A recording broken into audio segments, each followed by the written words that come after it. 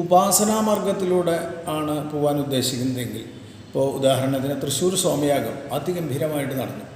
അതിൽ പങ്കെടുത്തുള്ള ഋത്വിക്കുകൾ മുഴുവൻ ചെറുപ്പക്കാരായിട്ടുള്ള കുട്ടികളായിരുന്നു. അതിൽ 1-2 ഋത്വിക്കുകൾ ഒഴികെ ആ യാഗത്തിൻ്റെ ക്രിയയുമായിട്ട് ബന്ധപ്പെട്ടിട്ടുള്ള എല്ലാ ഋത്വിക്കുകളും സംഹിത പൂർത്തിയാക്കിയവരായിരുന്നു.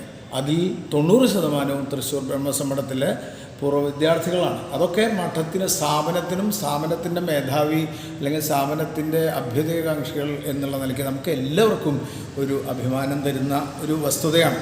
ഇവിടെ കൊണ്ടാക്കുന്ന വിദ്യാർത്ഥികൾക്ക് അവരാഗ്രഹിക്കുന്ന രീതിയിലുള്ള ഭക്ഷണം, അവരാഗ്രഹിക്കുന്ന രീതിയിലുള്ള അഭിരുചി ക്ലാസ്സുകൾ, അതായത് അവർക്ക് കൊട്ട്, പാട്ട്, അതേപോലെ ഡ്രോയിങ് തുടങ്ങിയിട്ടുള്ള അഭിരുചി ക്ലാസ്സുകൾ, അതേപോലെ തന്നെ അവർക്ക് കളിക്കാനുള്ള സൗകര്യങ്ങൾ എല്ലാ തരത്തിലും, അത് ആധുനിക സൗകര്യങ്ങൾ ഒരുക്കിക്കൊണ്ടിരിക്കുന്നു, അതേപോലെ പഴയ രീതിയിലുള്ള സൗകര്യങ്ങൾ.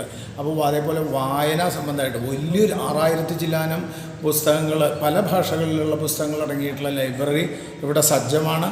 ഇത് കൂടാതെ ഏറ്റവും പ്രധാനപ്പെട്ട വിഷയം എന്താ വെച്ചാൽ വിദ്യാർത്ഥി സംഘം എന്ന് പറഞ്ഞിട്ടൊരു സംഘം, ഇവിടെ വിദ്യാർത്ഥികളുടെ ഒരു സംഘടനയാണ്.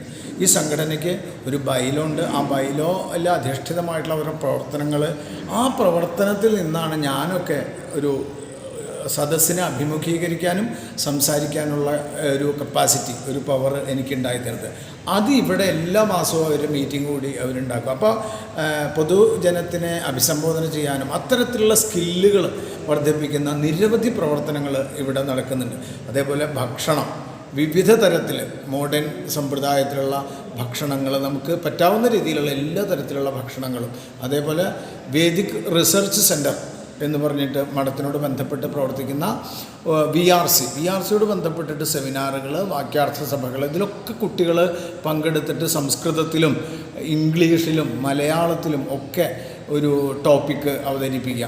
അപ്പം അന്നത്തെ ടോപ്പിക്കിനെ കുറിച്ചിട്ട് ചെറിയൊരു പാരഗ്രാഫ് അവർ ബൈഹാർട്ട് പഠിച്ച് പറയുക. ഇത്തരത്തിൽ കുട്ടികളുടെ മാനസികവും ശാരീരികവുമായിട്ടുള്ള വികസനം മാത്രം ലക്ഷ്യമാക്കിക്കൊണ്ടുള്ള നിരവധി പദ്ധതികളാണ് ഇവിടെ എല്ലാ ദിവസവും നടന്നുകൊണ്ടിരിക്കുന്നത്. അപ്പോൾ മറക്കരുത്, നിങ്ങളുടെ കുട്ടിയും സമൂഹത്തിൽ ഉന്നതനായിട്ട് വളരണം.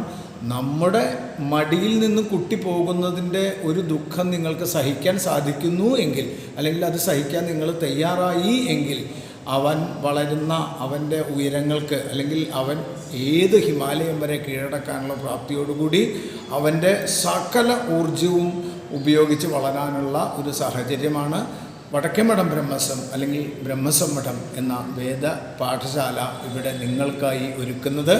എല്ലാവരും അത് വേണ്ട രീതിയിൽ ഉപയോഗിച്ച് ഒരു പുതിയ തലമുറയെ, നല്ലൊരു സംസ്കാരവും നല്ല സമീപനവുമുള്ള പുതിയ ഒരു തലമുറയെ വാർത്തെടുക്കുന്നതിൽ ഞങ്ങളോട് ഒന്നിച്ച് പങ്കാളികളാവണം എന്ന് അഭ്യർത്ഥിക്കുന്നു. എല്ലാവർക്കും നന്ദി, നമസ്കാരം.